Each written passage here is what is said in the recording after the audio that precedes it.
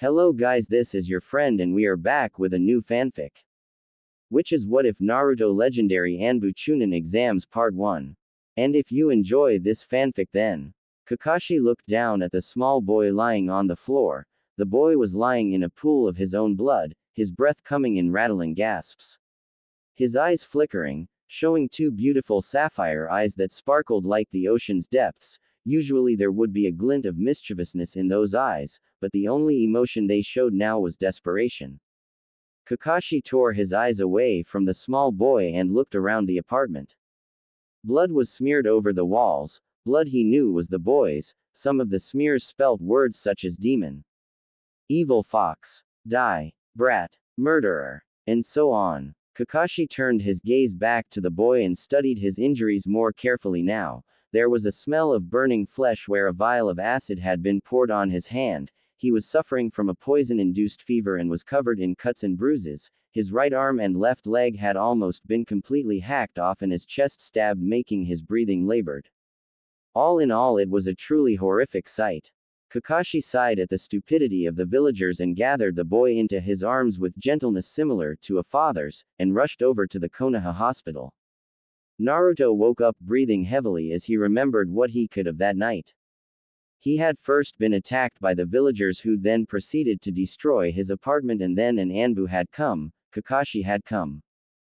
Kakashi had picked him up and taken him to the hospital where he recovered for 2 months, and in the meantime Kakashi had seen the old man Hokage. Naruto knew little of what took place, except that as soon as he recovered he was sent to live in the ANBU headquarters. He'd been living there for 6 years now and today was his 10th birthday. Naruto thought about the past 6 years. Naruto had grown a lot under the ANBU tutelage. He was already at a high Chunin level in Taijutsu, and low Junin level in Ninjutsu, and was currently improving on his terrible Genjutsu and even worse Kenjutsu. But Naruto knew despite his faults, he was well above Genin level in all 4 areas, and so was extremely advanced for his age. It was just an added bonus that he had enormous chakra reserves that were double Kakashi Sensei's, and he healed at an abnormally fast rate, all thanks to a certain fluff ball. Naruto had been informed of his furry little friend when he was about 6, and one night had a rather dangerous encounter with said fox in the recesses of his mind. Since then he and Kyuubi had a strong mental link. In all true honesty, he was surprised Kyuubi sensei wasn't up yet. Yeah, Naruto was being trained by Kyuubi. It wasn't common knowledge though, and only a select few people knew. Most people thought he was just practicing, but in reality he was increasing his speed and stamina along with creating some new jutsus. The fox really was an extremely useful source of information. Along with that, he was often trained by his father figure Hitaki Kakashi and some others who were close to him. Kakashi mainly trained him in ninjutsu, Anko ne in kenjutsu, Yamato sensei in taijutsu, and his best friend Raven in genjutsu. As his thoughts turned to Raven, his gaze wandered to a photo on his bedside table. In the picture there were 5 people: Raven, Yida, Kawaii, Sai and himself. They were his best friends, and as a group they had been through a lot together. Raven was, in best words, pleasantly dark, cold, sadistic, and regularly emitted a strong killing intent. Raven had grown up in ANBU. Damn her Otu-san for being the top ANBU captain. Sure, it came with the advantage of being an advanced shinobi for her age, but it also came with the price of boredom, and the only boy who had been her age was a boy named Sai who never showed any emotions and was absolutely no fun at all. So Raven spent her life being trained by the sadistic and crazed Kunoichi Anko, which she had to admit, was evilly fun at times. Heh. So you can imagine how happy she was at the age of 6 to gain a best friend in the 4-year-old who one day appeared at ANBU HQ. Her sunshine, Naruto Uzumaki. About a year later, Raven was told after passing a rather pathetic Genin exam that she would be replacing a Kunoichi on a team that had graduated 3 years previously. The word fun sarcastically jumped to mind. On her team was none other than 2 well-known Uchihas, Uchiha Itachi and Shisui. After meeting them and feeling Itachi's killer intent, she got the feeling they would get on just fine, and so they did. Later that year they took the Chunin exam and all passed. Raven though was not recognized, and many people thought it was only thanks to the Uchihas she had made it through. Raven did not bother correcting them. 3 years later, Raven was engaged to Itachi through an arranged marriage. Damn Uchihas. In the same year, Itachi went ballistic, killed all Uchihas except his Ototo. Raven was of course in the ANBU retrieval unit that went after him. The end result? Her teammates lay dead and Raven in a Manchkeo Sharingan-induced mental coma, which Naruto managed to pull her out of 2 months later. Yida was an earth nymph, and had been found to her horror by Orochimaru and had grown up with the Sound Five, who in her time were the Sound Six. But as you should know, serpents aren't welcome in the Garden of Eden, and so Yida, being the good little nymph she was, ran away and found protection in the form of Konoha's ANBU. She and another girl, Ichigo-san, had been replacements for Raven's team, which had earlier that year disbanded, or so she was told.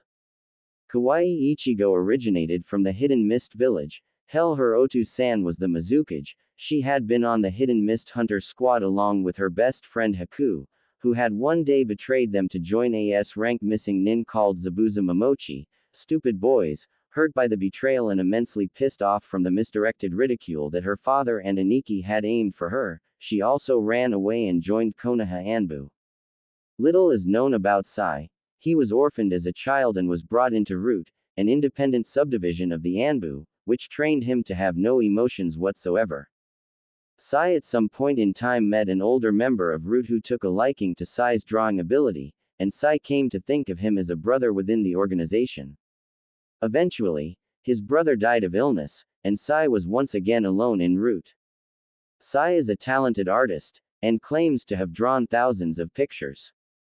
Despite the magnitude of things he has drawn, he has never given one of his works a name, his lack of emotion making it impossible for him to give something a title. His drawing abilities are also the source of his jutsu, and by drawing things with a brush on his scroll he is able to bring his drawings to life. In doing so, Sai is able to create birds that he can use for flight, creatures that he can use for attack, and clones of himself to be used for reconnaissance. But Sai soon found a relief to his loneliness in the form of a blonde boy and 3 girls. Naruto looked at the picture and thought of his friends. Yep, they were a strange bunch, alright. Not long after forming their friendship, they had started to train together, and had unwittingly formed a team. Raven was the tracker of the team. Raven had a strong mental link with ravens, and so she used them for tracking and information purposes. Even from birth, Raven couldn't be found without a raven by her side. Hell, she had yet to be seen without 2 ravens by her side. Raven's best areas were Genjutsu and Kenjutsu. Anko had trained her in sword wielding for a good part of her childhood, and Genjutsu was something she had picked up from the Uchihas, Genjutsu being one of Itachi's strong points thanks to his Sharingan mastery. With the exception of Kurenai, there had yet to be a team found that could rival the team Genjutsu of Raven and the Uchihas. Raven wasn't good in taijutsu as she preferred long-range combat. Raven could only perform one kind of elemental ninjutsu, and hell did she excel at it. Raven was a lightning mistress. She could regularly be seen drifting across the skies of the hidden village in a orb of black lightning, followed closely by her ravens. Yida was the team's healer. Being an earth nymph, it was in her nature to be nurturing towards all living things, and she also excelled in one area of ninjutsu, that of course being earth. She was better than Raven and Sai in taijutsu, and was learning from Raven in genjutsu, and for the love of Kami-sama, she could not do kenjutsu. Of course, having been brought up in the Sound Six, she also had a dark side. Get on the wrong side of her extremely kind nature and you could find yourself in a hedge of black thorns, tortured to death. Naruto knew that not to be a pretty sight from experience. Kawaii Ichigo, cute strawberry, was the team's thinker. Sure, to any outsider she just looked like your average blonde, who liked to wear an awful lot of pink. But Kawaii was very intellectual, so if you ever happened to see her reading what looked like a fashion magazine, you should probably take into account that it was a scroll of some sort under henge. Kawaii excelled in the ninjutsu element of water. She was the team's best strategist and taijutsu user. She couldn't do genjutsu, but was learning from Anko in kenjutsu, and boy did she pick up skills fast. Sai was Sai. If it ever came to it, which it rarely ever did, but if it came to it, Sai, being the emotionless killer he was, would play the part of the betrayer. Once he had supposedly betrayed said team, he would then release them and they would turn on their enemies, but this scenario had only ever happened once, and as far as the team was concerned, once was enough. Sei ninjutsu element was fire. This however did not come as surprise. When Kawaii described the reasoning, guys, shut the up and think. Sai excels at drawing, right? Why? Because of all his stored up emotions, it would only make sense that fire, being the most passionate element of all, would go to Sai, because he stores up his emotions. He has got to have a hell of a lot of passion and anger stored in him. Sai was the team's all-rounder. He didn't lack in ninjutsu, taijutsu, genjutsu, and his kenjutsu was high for his age, but at the expected ANBU level. Naruto was the team's fighter, it just came with the stamina.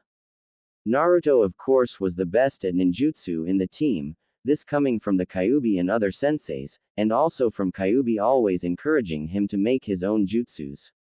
Naruto's element was wind, and Naruto had proved his true ANBU genius by creating many techniques with his wind element. This was then encouraged even more when legendary perverted Sannin Jiraiya came to Konoha for a visit. Naruto's wind Rasengan was a known deadly attack. Kakashi had also taught Naruto in Kage Bunshin and he regularly used them in his taijutsu. His kenjutsu was only slightly better than Iida's and his genjutsu was rapidly improving thanks to Raven. Realizing that they all had different talents and elements, they had formed a team. It was the strongest in ANBU as well as the youngest, one 10-year-old blonde boy, two 11-year-old girls, and two 12-year-olds who had grown up in ANBU.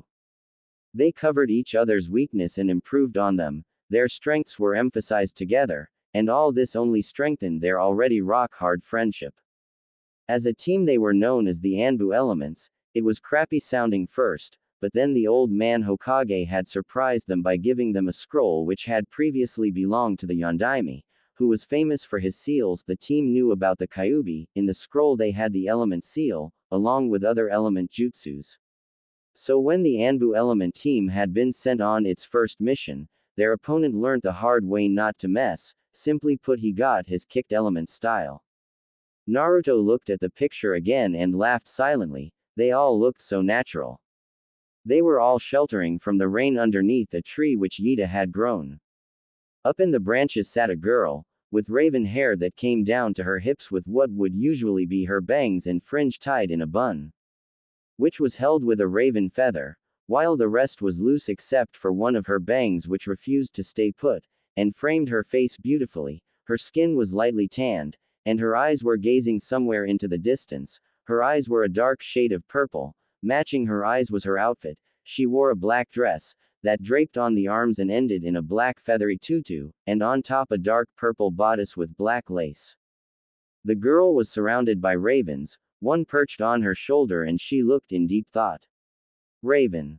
Leaning against the tree trunk at a side angle was a very tanned girl, with wavy brunette hair which came to the small of her back. It was tied in a half ponytail.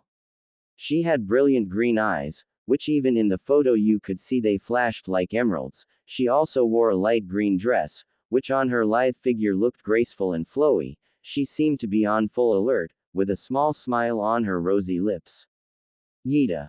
Sat on one of the roots was a blonde with wavy hair that ended at her shoulders. It was kept out of her eyes with a small Alice band. Her eyes were a rare color and were a bright and vibrant pink. She also had a peachy complexion. She wore fingerless pink silk gloves which ended at the elbow, a white dress and pink leggings. She looked very similar to Barbie. But despite her image, she was engrossed in a rather thick novel with a lip gloss covered lips in a pout and her brow furrowed in concentration. Kawaii. Stood just in the cover of the tree, and sweating were two boys in a spar. One had raven locks which ended at his jawline. He had dark eyes and a pale complexion, though he was clearly out of breath. His face showed no emotion. The boy was wearing normal ANBU gear except on a much smaller scale. Strapped to his back was a long black katana, which it seemed he was starting to unsheath for the spar. Sigh. The other boy was a blonde with messy hair, which seemed out of control. He had sparkling blue eyes which clearly showed his excitement and joy at the spar. The boy was wearing eye-gouging orange shorts and a black t-shirt. he looked a bit like Halloween. The boy was standing in a taijutsu fighting stance, heavily breathing and prepared for his opponent's next attack. Me, the wind element of ANBU elements, number 1 ninja of Konoha and one-day Hokage. Datbayo. Aren't you getting a bit ahead of yourself there, kid? Hokages are wise, and you're impulsive, Gaki said, a voice suddenly in Naruto's head. Naruto was so excited it was his birthday and there were so many things to do. Naruto's birthday list. Spar with Sai. Surprise Raven by creeping up on her then glomp her. Prank the Hokage with Kawaii. Force Yida to throw me a party for this evening.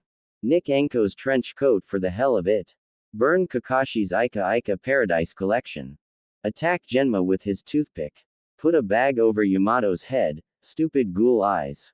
Boring Nara Gino. Convince Nina Hyuga that her destiny revolves around me. Attend the ANBU party. Yep, it was going to be a long day, and hell Naruto was going to love it. First thing first, attack emotionless bugger Sai. Oh Sai, come to Naru-kun. Naruto sweetly called out. Somewhere in the ANBU training grounds Sai shivered, that tone was never good. Clang. Just in time Sai had blocked a kunai aimed for his head. Impressive Sai, your reaction was fast, your katana wielding has gotten a lot faster, said Naruto jumping down from a tree. Yeah well, I couldn't let you get ahead of me. I'm glad to see now that all my extra training with Yamashiro-sensei's paying off. Sai replied with a smirk. Aoba Yamashiro had been a friend of Raven's. Similar to Raven, he used crows in his attack, and for tracking, he often helped Raven train her ravens. Anyways, when the ANBU element team found out Sei Fire Affinity Raven had recommended Aoba-san for his sensei. You see, not many people knew as many fire techniques as the team would have liked. They had really been the Uchiha's clan speciality, but Aoba-san knew a wide range of fire techniques and had ended up becoming Sei's own individual trainer. And with this in mind, both boys went for an all-out training spar. Sai quickly ran forward, katana ready, and aimed at Naruto's arm in hope of disabling it. Seeing this, Naruto flipped over him, landed behind him and kicked him in the back. Quickly regaining his balance, Sai turned round and stood ready in a stance, katana still drawn. Naruto flipped back and quickly performed a mass shadow clone jutsu to keep Sai busy, and with that jumped into the trees. Sai had just finished the last of the clones off and looked around. No Naruto, and then he heard it. It started off as a low rumbling and then it got louder. All of a sudden the earth was ripped apart from beneath his feet. A storm was gathering in the sky and lightning and thunder was everywhere. Sai was barely able to keep himself on the ground when the hurricane appeared. He used a lot of chakra keeping himself still, and then he was in the eye of the hurricane and the earth stopped shaking. The hurricane then vanished. Within a second there was water everywhere. He was almost drowning as whirlpools kept pulling him under. The ground was rising into a point and the water went as quickly as it came. And with that the pointed mound erupted, magma oozing everywhere. Sai jumped and barely avoiding it, landing on a tree which not long after caught fire. In a matter of seconds Sai was surrounded by fire, and then that also flickered then went out of breath and losing chakra fast due to the constant change of surroundings. Sai was barely ready for the strong gale which followed next, and this time it came with hail and a sandstorm, being forced back and down by the batterings from the brutal wind. Sai was really fed up when a blizzard started. He couldn't see anything, he hadn't had a moment to perform a hand seals or a counter-attack, he just needed an opportunity, but by now Sai was beginning to freeze, and so was his surroundings, everything was covered in ice. Sai looked down at his feet, they also were freezing, and the ice was slowly creeping up his legs. In a moment he'd be immobile, he needed to do something and quick. Kai! Sai yelled, barely releasing the genjutsu in time, and with that Sai collapsed to his knees low on chakra, and mentally exhausted. What the hell was that? Sai quizzed. That would be my new genjutsu. Natural disasters, said Naruto from behind him. Sai span round and began to form hand seals. Grand Fireball Jutsu. Naruto dodged the fireball and aimed 3 shuriken at him. Mass shuriken replication. Sai barely dodged the thousands of spinning stars that came flying at him. You missed me, came the mocking remark from Sai. Not quite, And with that Naruto made a hand movement as if he was grabbing something and jerked his arm backwards as if he was pulling something. Sai saw the chakra strings attached to the shuriken to late. Covered in cuts and barely standing on his feet, Sai pulled out all the stops. Elemental style. Passionate flames. Sai yelled using his very own team jutsu, barely making it out of the overpowering flames. Naruto appeared covered in burns. Tired Naruto aimed a kunai at Sai, which landed miserably at his feet and then exploded. Thrown back and lying on his back, Sai was weak and semi-unconscious, but he still felt the kunai pressed against his neck. "You lose," came the whisper in his ear. After fully recovering from their spar, Sai decided he was a sore loser. "I only lost because I didn't use any of my ink jutsus." "Well, you should be more trained in your elemental jutsu anyway. You didn't use your element though. If I specialize in one area, I'll become weak. You know I need to train all my other skills against you, Sai." Naruto whined. "Whatever. What did you say to me? You big fat loser." "Nothing. Naru-chan. I am not a girl." Naruto screamed. "Well, you sound like one. See ya, Naru-chan." And with that, Sai ran off, leaving Naruto to throw his tantrum. In a tree close to the ANBU HQ, thousands of ravens were squawking and flapping around a girl. Raven was sat on a top branch in a full-blown mind link with her ravens. It was like their council. All of them were trying to give her their information that they had gathered on Konoha for the past month. It was giving her a headache. "Okay, talk one at a time. First, let's start with the Hokage. The old man has been doing the usual supplying missions and so on and so forth, but recently he has had that academy teacher Iruka-san in. They were discussing a new student." "A new student? He'd be joining the academy late in the year, must be a newcomer." "Ravens who watch the gate, have any of you seen this newcomer?" "Raven-sama, I regret to tell you nobody has come to Konoha for 3 months as a newcomer. The last newcomer entered at the southern gate over a year ago. He died 6 months ago." "Strange. I wonder who would join the academy this late. Is there any other news of importance or interest?" "No," came the reply, and with that the ravens took off, that is except for 2. "Raven-sama. Do not overthink this. I know what direction you're thinking in. What if I'm right? The other 4 members of the team aren't officially genin yet. It could be them." "Wrong, Raven-sama. Yida is an official genin of Otokagure and Kawaii is an official hunter nin for Kurigakure. That only leaves Naruto and Sai, and if I remember correctly, the informant only said 1 new student. The Hokage would have to be crazy to split you guys up. I guess. Oh, and don't look now, but Naruto's trying to surprise you again." "Thanks." And with that, Raven reached out behind and grabbed the hand that was about to surprise her, and flipped the owner over her head. Naruto landed on his back with an oomph sound. Raven then gracefully jumped out the tree and landed by Naruto's head. "Morning sunshine, so how does it feel to be 10? And with that, Naruto tackled her down with a hug. "Oh, you remembered. Rai-an, Naruto's nickname for Raven. It's pronounced Rai, which is like a play on words, because Rai in Japanese means lightning, and Raven is a lightning mistress. You're the best mate in the entire world." "What do you mean I remembered?" "Of course I did. You haven't shut up about it for the past week." "Well, Sai never said nothin'." Naruto mumbled. "Well, that's Sai and this is me. Now then, my little Naru-chan, shouldn't you be pestering someone for a birthday bash? And oh, before I forget, if you pull any pranks today, they cannot be major ones, okay? Do you hear me, Naruto? It's been a decade since the Kyuubi attacked. Now I know this is delicate for you, Naru-chan, and it's not your fault your birthday is on the same day, but some people are in mourning, and I'm sure Kyuubi agrees with me on this one, but you need to show a little bit of respect. K. Naru-chan. I am so limiting your time with Sai. What? You kept calling me Naru-chan. And I am not a girl. Yeah. Well, it's cute and Sai's right, it suits you. Now then, what does Kyuubi say? I don't know. Then ask him. I would, but I'm not talking to him right now. Raven sighed. Why not? Because he was being selfish. He didn't give a damn that it was my birthday. This day is about me too. 1. Naruto, you've got to stop being so sensitive. 2. As I said before, you have to be tolerant of others today. Most people are only thinking of the Kyuubi. 3. Today is about you, so go pester someone for a birthday bash. Okay. Oh, and before I forget, I used the new genjutsu you taught me on Sai. How'd it go? He lost. Take it badly. Yep, said Naruto with a grin. And with that, Raven laughed and Naruto set off for what was next on his agenda. Well, what? Any ideas? Raven said nothing major, right? Yep. Well, does that include hanging the honorable grandson from Hokage Mountain? Considering that's such a good idea, no, I don't think so.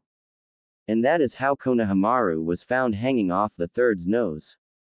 Kawaii and Naruto celebrated their grand prank at Ichiraku's for breakfast. Now, 2 things you should know is that, as written before, Kawaii is a genius, but like Naruto, she often uses her strategy skills in pranks. The other thing is that Naruto, when not at ANBU HQ, is a completely different person.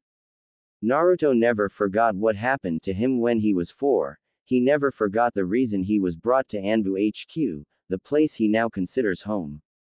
Naruto doesn't trust the villagers and for a long time wouldn't leave ANBU HQ at all, so one day Kakashi gave him a gift. Kakashi and Naruto were very much like a father and son, so Kakashi had realized Naruto's wariness of the villagers.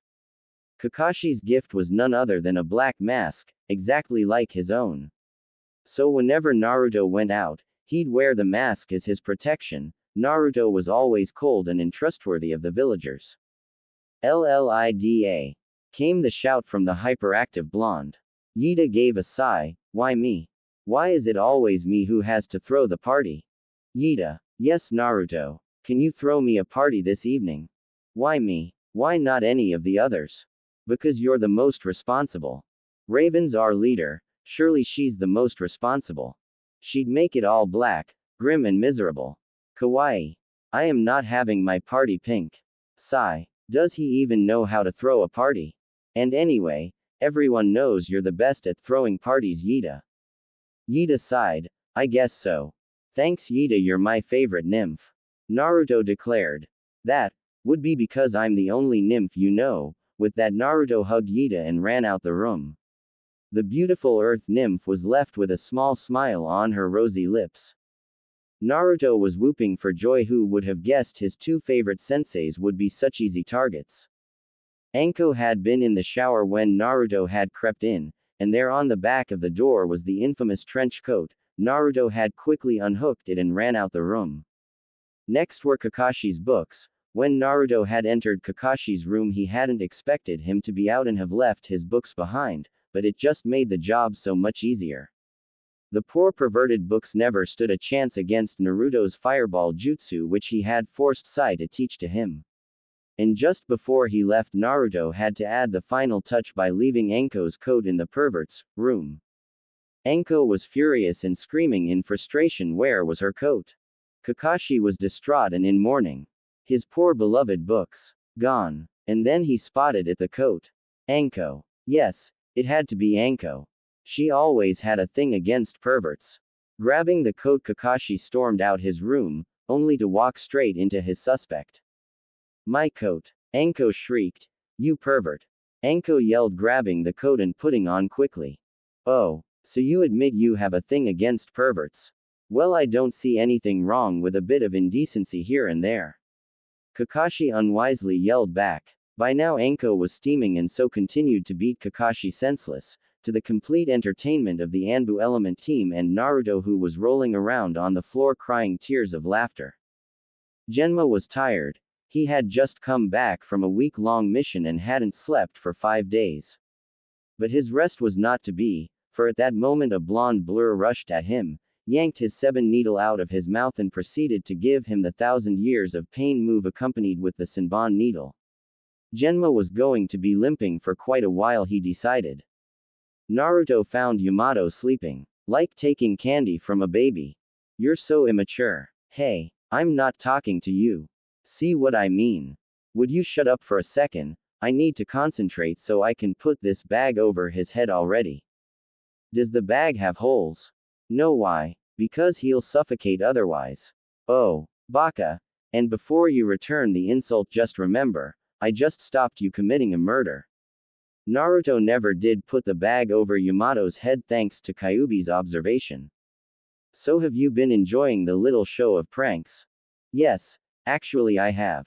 I was wondering how these 10 years had gone past so quickly, but after those pranks I realized I could never got bored in your mind. Gino. What? Nothing. A sigh. So troublesome. Gino. What? Nothing. A sigh. So troublesome. Gino. What? Nothing. A sigh. So troublesome. How much more do you think he can take? Try another 3 times. I still don't get this plan. If I was Gino, I'd get pissed off, not bored. Trust me, and anyway, it's been all you for the past couple of pranks, my turn. And you call me immature, childish fox. At least I'm not the greedy vessel, Kyuubi replied, mentally sticking his tongue out. I'm going to pretend that I didn't hear that, and for my own sanity, please, I beg of you, don't ever stick your tongue out again. Do you know how demented and bloodthirsty you looked? Just play the prank, Kit. Gino. What? Nothing. A sigh. So troublesome. Gino. What? Nothing. A sigh. So troublesome. Gino. Nothing. Wah. Lazy genius. Hold on a sec. He's asleep. I board the Nara. I board the Nara. I board the Nara. Naruto sang this over and over again, accompanied by a victory dance, until about half an hour later, when he was showing no signs of stopping anytime soon, a certain Kitsune got involved.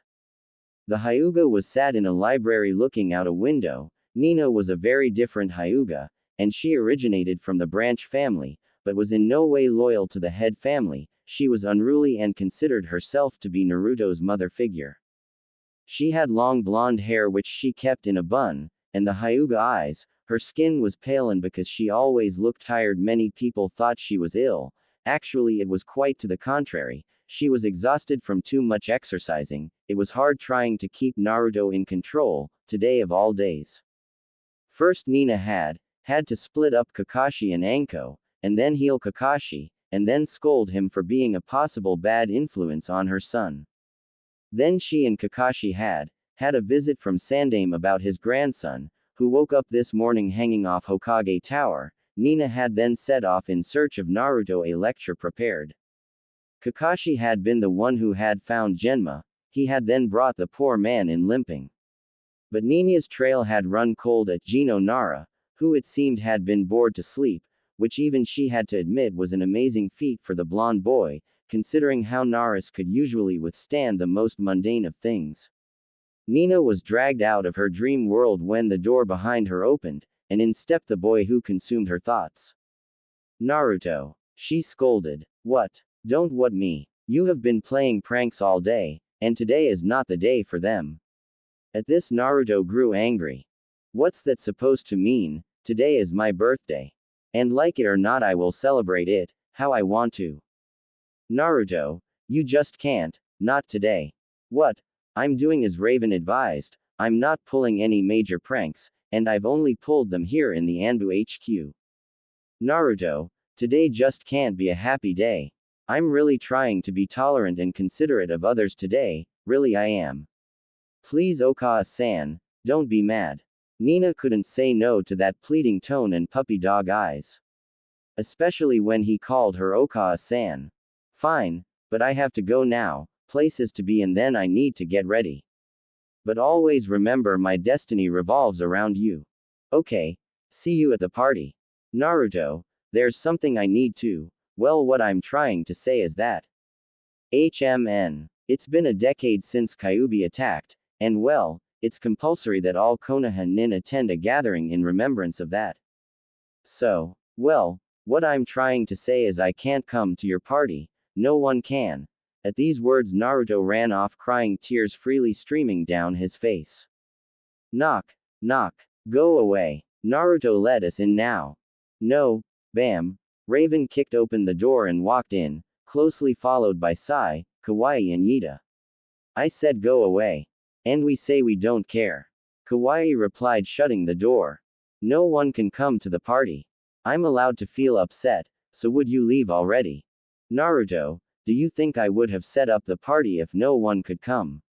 No, I wouldn't. Kawaii and I aren't officially Konoha nin, so we'll be there. Sai will be there because he never leaves the ANBU HQ, stated Yida. And I'll be there because you're my best friend, and nothing anyone says is going to make me miss your 10th birthday party. Not after all we've been through together, added Raven. Anyway, Naru-chan, it's not like anybody wants to miss the party, and they most certainly didn't forget you, put in Sai. HMN. Yeah, Naruto, come downstairs and see your massive hall of presents. All the girls chimed. Please, Kami-sama, tell me you did not practice that. Practice what? They chimed again. The chiming. Both boys chimed. It seems to be catching, laughed Kyubi. Shut up, fur ball. Secretly Naruto had to admit he had gotten an excellent haul of presents. Kakashi had given him an awesome new set of clothes, black combats, long orange-sleeved tops covered with a black short-sleeved denim jacket. The combats were really baggy with tons of pockets for storing his weapons. Nina had given him a new set of weights, which he had immediately strapped on. He was now wearing 200 pounds, 50 on each limb.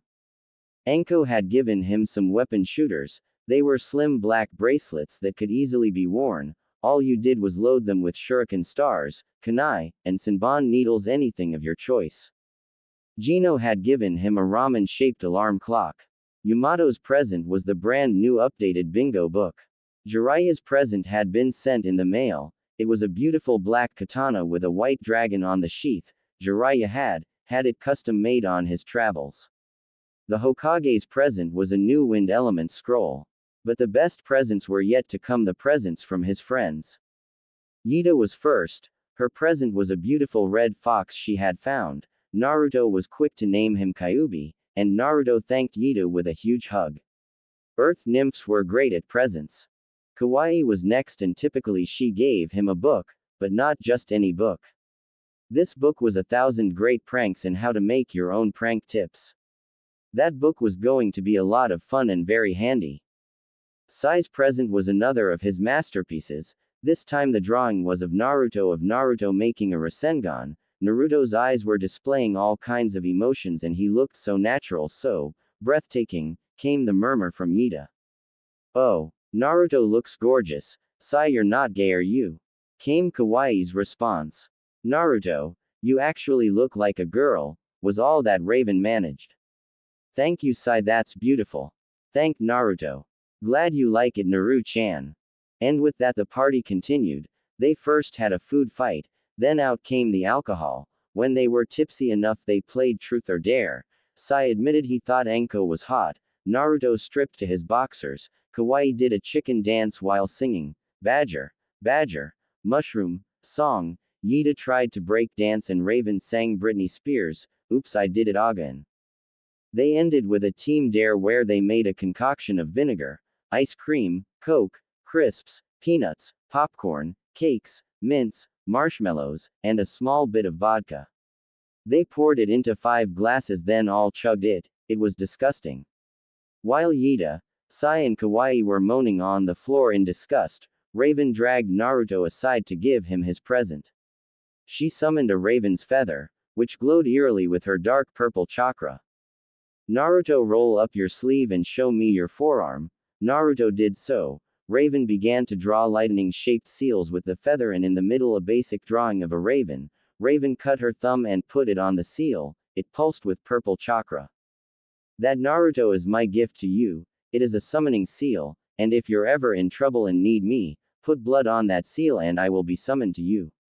I know it's bizarre gift, but trust me, Naruto, I get the strong feeling we'll be separated from each other soon. Naruto was left speechless. He knew the importance of this gift. It bound him and Raven together forever. All of a sudden their party was interrupted when a fellow ANBU appeared in a puff of smoke. Hokage-sama would like to see ANBU elements in his office immediately. He stated before disappearing. Elemental style. Lightning transportation. Raven yelled. In a flash of black lightning the ANBU element team stood in the Hokage's office. ANBU elements, please sit. Hokage-sama, if this is about the festival, Kawaii began. No, No, not the festival. This, my dears, is about you. You see, I think it is time for a change. I need to know that Konoha has a good future with its strongest nins, and so in this favor, I'm afraid I have no other choice but to disband the ANBU Elements team. June. Well, Raven was right. Next chapter there's a bit of drama on the separation issue and Naruto attends the academy.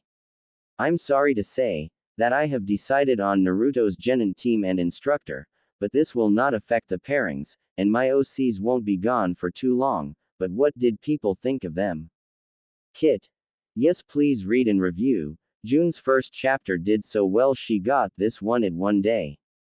A flash of black lightning, the ANBU element team stood in the Hokage's office. ANBU elements, please sit. Hokage-sama, if this is about the festival, Kawaii began. No, not the festival. This, my dears, is about you. You see, I think it is time for a change. I need to know that Konoha has a good future with its strongest nins, and so in this favor, I'm afraid I have no other choice but to disband the ANBU Elements team. Raven sighed. So I was right. What do you mean, Hokage-sama? Quizzed Yida, obviously shocked. I feel that it is in Konoha's best interest that you undergo some new training. Training? Thanked Kami-sama. I thought we were going to be split up, especially after what Raven said to me. Yes. Training, I can't wait, I love team training. Naruto shouted Yida. Kawaii and Sai gave a small smile at his hyperactiveness. Raven just shook her head, they were so obviously not getting it. Ah, please excuse me, I don't seem to be making myself clear, this will be separate training. Naruto's face instantly fell. Yida's eyes started to water. Kawaii was shaking with anger. Only Sai and Raven seemed unaffected by the news, Sai from being emotionless, but the Hokage was wary of Raven. He was pretty sure she wasn't just going to let this go. Hokage-sama, please, continue. Now the Hokage was really surprised, she seemed to be perfectly calm. Well, as of next week, Naruto will be enrolling in the Ninja Academy. A week after Kawaii, Yida and Raven will go on a team training mission. They will be gone for 2 years. Sai will of course stay in Konoha and ANBU HQ. But will be leaving Konoha on more long-term missions with his new sensei Yamato. Then he felt strong killer intent. Here came Raven's reaction. Maybe he should have thought this through more clearly before facing the sadistic girl. The others though were just sat there in shock. So what you're trying to say is you're going to unfairly split us up, you're going to keep 3 of us together, but leave the other 2 alone. One stays in familiar surroundings, the other is ditched into a completely new world with new people. Somehow I found that not fair. So as team leader, I will decline your offer as I personally do not find it in my team's interest, Raven stated with all the venom and killer intent she could manage without castrating him where he stood. It was not an offer, Raven, it was an order. The Hokage calmly replied, but that was it. Kawaii had reached the end of her tether. How dare you? How about our best interest? Not the village's. Ours. Everything you cages do for your village's sake results in some poor kid taking the punishment. It was in Konoha's interest. Raven was on the team with the Uchihas. She ended up in a mental coma for Kami-sama's sake. It was in Konoha's interest. Kyuubi was sealed in Naruto, and ever since he has been treated as an outcast and has been under assassination attempts too many times to count. It was in Konoha's best interest that Sai joined Root. Now he's emotionless and can't communicate socially. My father the Mizukage decided it was in Kirigakure's best interest that I became a hunter nin with Haku. He ran away. I was almost killed by missing nin Zabuza Momochi, and I too ran away. Orochimaru decided that it was in his future village, best interest, that they kidnapped an earth nymph. Now Yida's forest lies in ruins and she can't return home. She was also forced to be a slave to the snake Sanin, who just happens to be your student, and that has traumatized her. Do you not see a pattern appearing? We will not suffer again, for a village's best interest. Kawaii just stood there and let the tears fall down her cheeks, showing her emotions fully, but she couldn't care less at the moment. I hate this so much. I hate the way the cages make these decisions and control our lives. My father and Aniki caused me nothing but pain. I will not suffer like that again, and I will die defending my friends from that pain. Against his will, the Hokage had to admit, Kawaii had made some extremely valid points, but that was to be expected from her. I am sorry you feel like that, but please, give me a chance to explain why I think this will also be in your best interest. Konoha needs strong nin to protect. This new training I hope will make you stronger and better ninja, and I'm sure you would like to improve. Therefore both Konoha and you get something out of this. Kawaii and Raven sat down, none of them said anything, and so the Hokage took this as a sign to continue. As Kawaii pointed out, some terrible decisions have been made involving you, and for that I'm truly sorry, but I assure you, I have thought about this long and hard so you get the best. Naruto will unfortunately be sent to the academy alone. I would send you with him, but unlike Naruto, you four are all official ninjas. I also think it is time Naruto left the safety of ANBU HQ and ventured out a bit more. Being around kids your own age will hopefully give you the chance to make friends and regain trust in the villagers. Kawaii, Yida and Raven, you have all grown immensely in this village, but we all know you still have a lot of potential. Konoha is only holding you back. I feel that if you were to go traveling for a long period of time, not only would it strengthen your friendships, but you would learn from different senseis and learn new jutsu styles altogether. For the next 2 years there will be no limit on what you can do. I would send Sai with you, but I fear the change of surroundings for such a long time will make him even more unsociable. Sai, I want you to stay under Yamato's guidance. He is a good teacher and you will learn new things with him, but I also want you to travel but come back regularly so you two have a chance to learn new things but don't feel too out of place. Hopefully traveling around will also lead to you discovering some more fire techniques. As much as they hated to admit it, what the Hokage had said made a lot of sense, but it still didn't change the loneliness they felt in their hearts. They were inseparable, sure, they hadn't been together more than a year, but it didn't mean they weren't incredibly close. They knew everything about each other and were forever smiling in each other's company, but they couldn't smile those true smiles around that many other people. There were a select few the group trusted, but they mainly trusted and relied on the group. To be split up was like having your parachute taken away when you were skydiving. You felt like you were falling into a deep, deep pit of despair. With nothing else to say, the group left Hokage Tower with a dark cloud above their heads. The Hokage sighed. He really wished they didn't take this so hard, but they couldn't stay in ANBU forever, and he really did think it was time for a change, and he was quite sure this wouldn't last forever. After all, even Itachi hadn't managed to find a way to keep Raven and Naruto apart. The team's friendship was strong, and he was definite it could survive this split. Naruto lay in bed going over the meeting in his head. This all seemed surreal, like a terrible dream. He just wanted to wake up and hear Raven's voice telling the team off for something, hear Kawaii continuously sighing, then giving an evil snicker as she came up with yet another evil genius plan, hear Sai calling him Naru-chan, and to hear Yida's voice singing yet another song in dedication to the earth that she loved so much. With a sigh he climbed out of bed. He was not going to sleep tonight.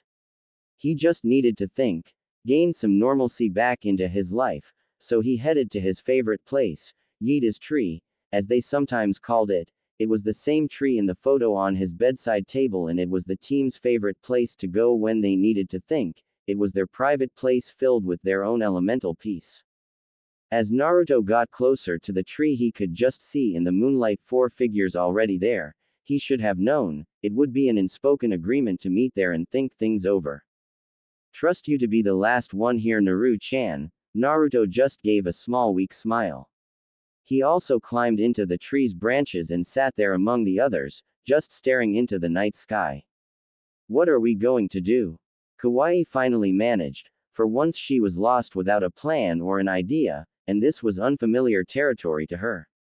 What can we do? Came Sei reply. We do as the Hokage says, we undergo new training. Came Raven's strong voice. But Ray. No buts, Naruto, we have to do this.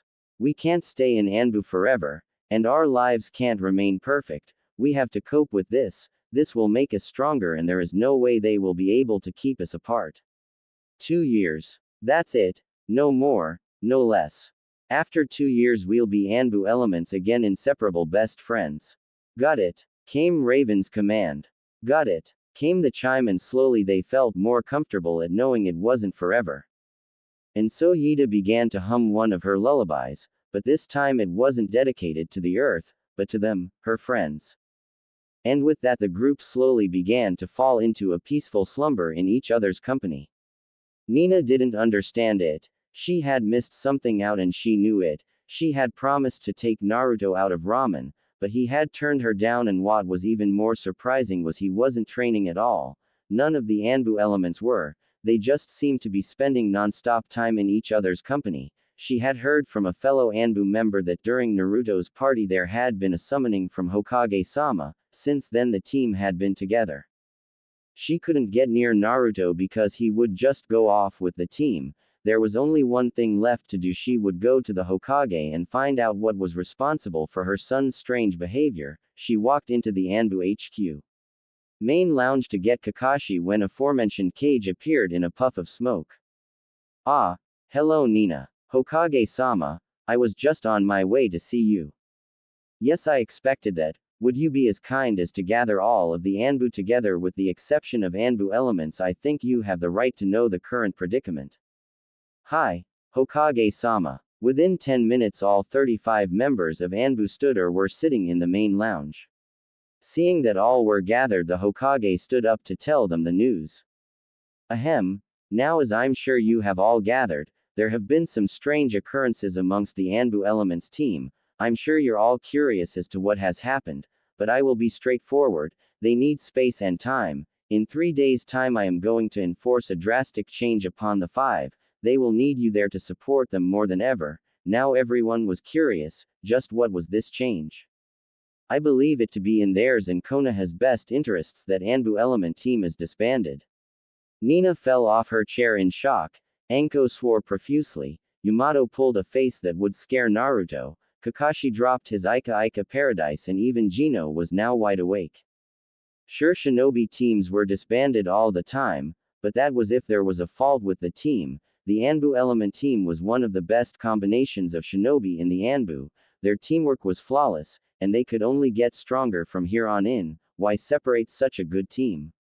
Finally gathering her wits about her, Nina asked the question in everybody's minds.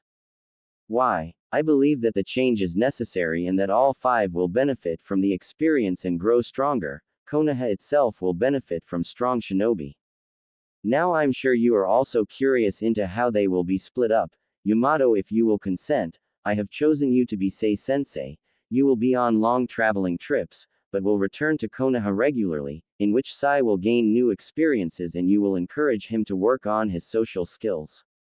Many were jealous of Yamato for receiving such a talented student, but all Yamato did was nod in consent. Raven, Kawaii and Yida will be doing the same, but they will be gone for a much longer period of time. They leave in 10 days' time and will be gone for 2 years. Nina spluttered at the unfairness of the situation. To keep 3 together but completely separate the other 2, no wonder they've all been reluctant to leave each other's company. Naruto though will be staying in Konoha but will actually be within the village, and attending the academy. At this Kakashi stood up, blatantly furious. Hokage-sama, you can't be serious. We took him away from that for a reason. Many others nodded their heads in agreement with Kakashi's outburst. Kakashi, please, calm yourself. The boy, as you all know, is Yondaimi's legacy, but instead is treated with disrespect. As much as I hate to return him to the villagers' incapable hands, I think Naruto has to make some new friends and learn to love the village he fights so hard to protect. Else I fear one day Naruto will question what he protects and then we could lose him, just like we did Itachi. But I am very reluctant to let past incidents reoccur. I need people who can appear in Naruto's daily life. Do I have any volunteers? Nina stood up. If it is okay with you, Hokage-sama, I would like to return to the village. I would also like for Naruto-kun to live with me. The Hokage gave a smile and a nod in answer to Nina's request. Kakashi then stood, with his orange book. I'm leaving the ANBU anyway. I don't see any reason why I can't check up on an ex-student every now and then. Anko soon followed. Gigi, I won't lose a student that easily. That Gaki is one of my favorite lab rats. I'll leave the ANBU and check up on him on the condition I continue to train him. Anko, I fear you are more a danger to him than the villagers at times. At this Anko only gave a sadistic laugh. Gino stood up. Hokage-sama, while I have no wish to leave ANBU and therefore cannot check up on him regularly, but I do have a nephew his age who attends the academy. I'm sure he can keep an eye on him for me and he would be a good friend for Naruto. Arigato, all of you. It relieves me to know Naruto will be in safe capable hands. You will return to Konoha tomorrow so you have a chance to settle in. I hope this has cleared things up for you. And on that note I must leave, Yane. And the Hokage disappeared in a puff of smoke. Naruto looked at his new home. It was a small bungalow on the outskirts of Konoha. It was a traditional Japanese house, from the design, to the gardens and to the training grounds outside. Naruto was extremely grateful to the old man for providing him with his own personal training grounds. Naruto was to start in the academy the day after tomorrow, and he was not looking forward to it one bit. The academy would only slow him down. He knew all the childish techniques they taught there. His senseis had made sure he had perfect chakra manipulation, and Kawaii and the all-knowledgeable Fur Ball had made sure he didn't lack in any academic areas. He really didn't understand why he had to go to the academy with a bunch of snot-nosed Gakis. Look who's talking. Shut up, Kyuubi. You and I both know this is a waste of time. I know, kid. You shouldn't take this so hard. Just think of this as a test of the team's friendship. I guess. Anyway, they'll be around in a bit. The team, Kakashi, Anko, Yamato and Gino. They'll be around for a housewarming dinner. Then straight afterwards, I'm going to show them the training grounds and then we can have an all-out spar. I feel sorry for the training grounds. Why? Because there'll be nothing left by the time you lot are through with it. Very funny, Fox. Do you have anything I can do to pass the time? I've already moved my stuff into my new room. As a matter of fact, I have a new technique I want you to try. You'll need to use my chakra for this. First, concentrate the chakra into your hands, until you grow nails, and then I want you to start slashing at a tree. See how many slashes you can do before you lose the claws. Okay, what kind of technique is this? It's a new kind of taijutsu, using demonic claws. It's close range though, so you need to be good at aiming. Get Nina to teach you her best to hit the body with this kind of style. I call it demonic precision. Interesting name. I really need to find something for you to do in there. You have way too much free time to think. And so Naruto began slashing at the tree. He was quite enjoying himself as it was a good way of releasing anger. He managed to keep the claws for 72 slashes. Disappointed with his performance, he pushed more chakra into the claws, this time with an aim of making at least 200 slashes. Training with Kyuubi Sunshine, said a voice out of the tree. Hi Ray. He's teaching me a new taijutsu style he calls demonic precision. Sounds cool. Nice training grounds you got here. Nowhere near as good as the ones in ANBU HQ, but good nonetheless. She said, jumping out of the tree. It was then Naruto noticed her new set of weights. New weights, Ray. Yeah, 100 pounds on each limb. I'm going to do some laps to warm up. Want to join? You can go back to slashing later, and then the team can join. Sounds like an awesome idea, but let's make this a bit more competitive. A little race. Loser buys the winner ramen for dinner tomorrow night. Fine with me, just as long as you know, you have no chance of beating my lightning speed. Naruto stretched out his aching limbs. He had been up all night sparring and training. Ray had of course won the race. Even with her new weights she was still incredibly fast, and he shuddered at the thought of her speed without them. They had then gone inside for dinner. Surprisingly, Kakashi was on time, so the meal passed without any incident. The team had then followed Naruto out into the training grounds after another warm-up race which Ray yet again won. They started an all-out spar, while the older ninjas just stood by watching. Raven and Sai had been quick to take out Yida from behind, with Sai first encircling her with fire so she had no way to escape, and then Raven blasting her with lightning blast from above. Kawaii and Sai had then gone into a close combat battle. Kawaii overpowering him with her strong taijutsu and kenjutsu. Raven had used the opportunity to hide in the trees to avoid Naruto and Kawaii ganging up on her. Naruto was rapidly using up chakra.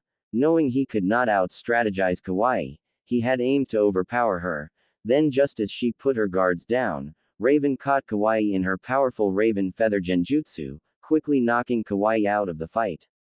Naruto had then decided to put Kaiba's new taijutsu style to the test, knowing Raven lacked most in close-range combat. Seeing the technique he was going to use, Raven quickly began to enforce her kenjutsu training with Anko.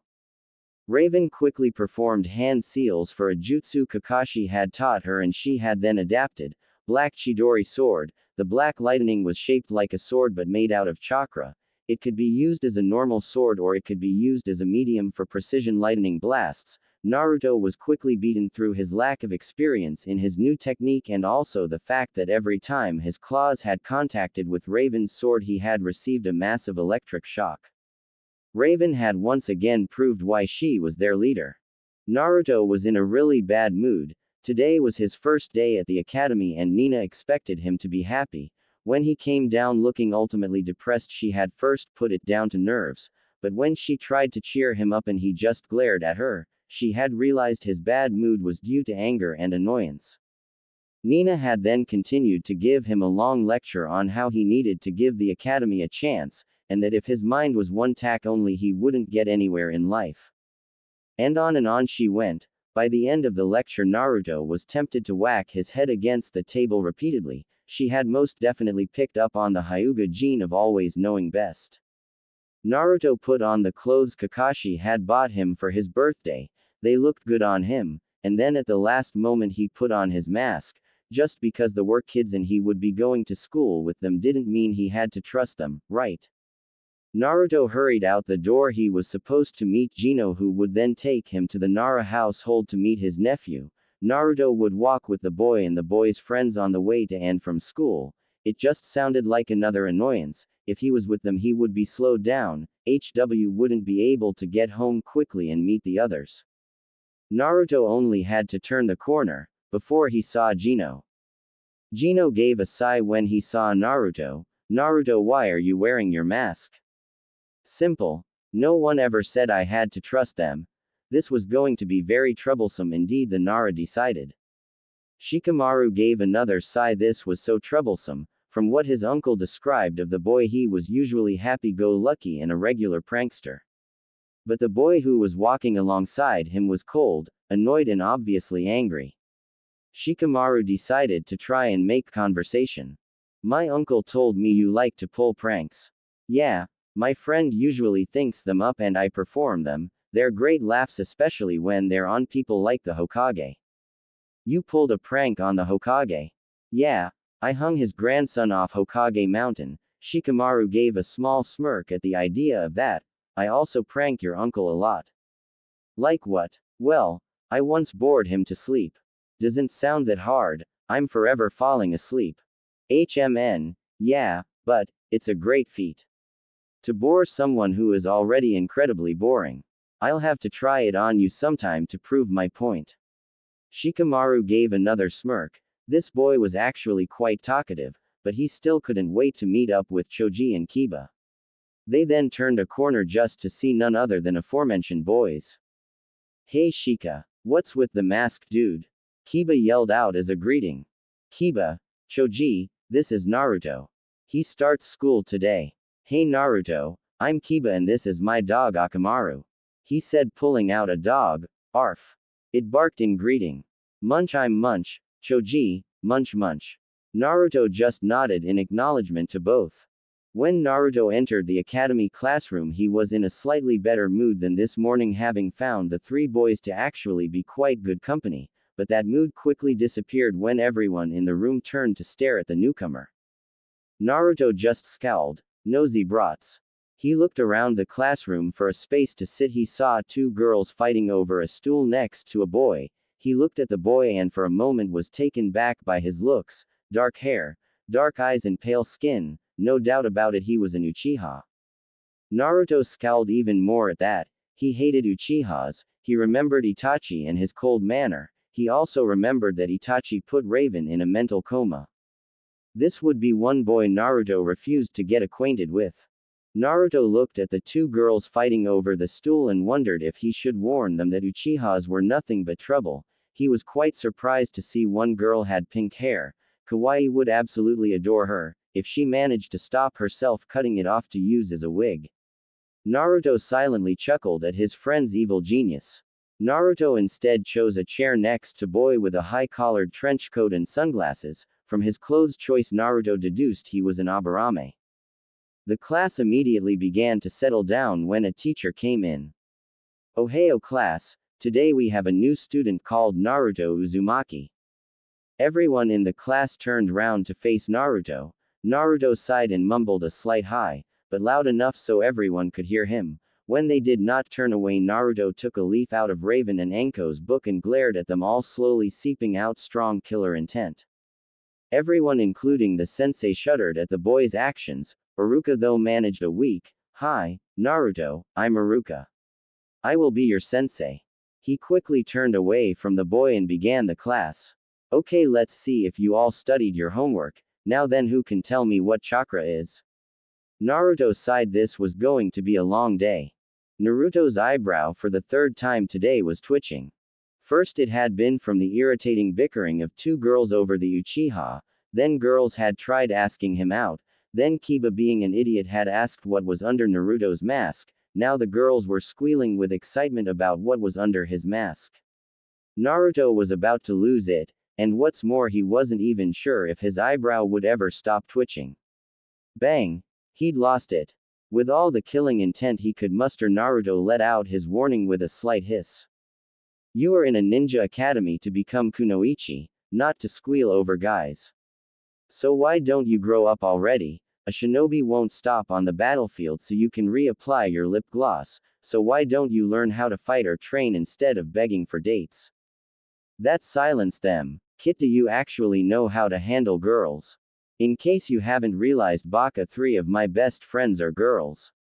And I thought kawaii was bad, what have I gotten myself into?" And with that the bell rang. Now Naruto was faced with one of the most difficult things a kid ever has to do in any school. Where to sit and with who? Naruto glanced around at the choices. A brooding Uchiha, not in this lifetime. Two girls squealing over the Uchiha, not after finally having gotten rid of the eyebrow twitching. There were also Kiba, Shikamaru and Choji. Kiba's loud and annoying, Shikamaru's boring, and Choji is with them. A girl who was looking over at him and was blushing and trying not to faint. "Oh dear Kami, please tell me I don't have fangirls, that's just too much to take." The only boy who looked worth his time was the Aburame. So he went and sat with him. "Why do you keep sitting with me?"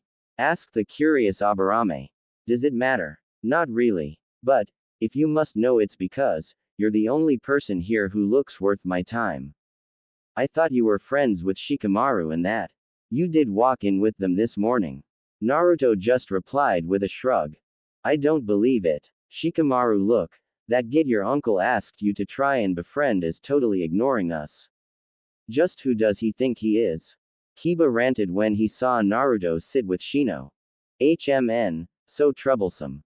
"I don't know much about him, to be honest, but my uncle said he would be really cold at first and that this was all a big change for him, so just give him time," Shikamaru mumbled from half-lidded eyes. "Whatever. Munch munch, sure. Munch munch, Shikamaru," came the replies. The Uchiha spared another glance for the new student. "That kid's interesting, he actually seems to want to be a ninja, and from what I can tell he has potential.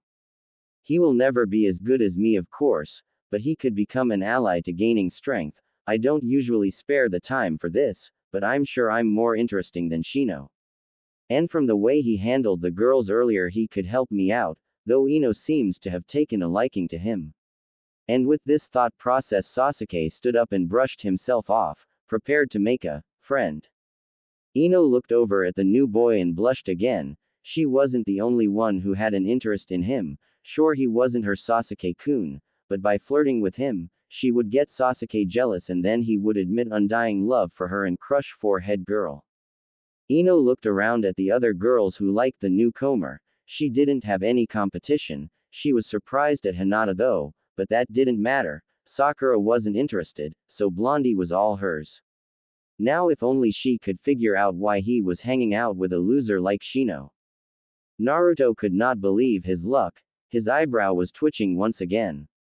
The Uchiha had actually worked up the nerve to tell Naruto to leave freaky bug boy Shino and come and sit with someone worth his time, and now Naruto was trying to restrain himself from kicking the teams, and the Kyuubi was just laughing. At times like this it was frustrating how almost everyone he knew was a sadist. He never got any sympathy.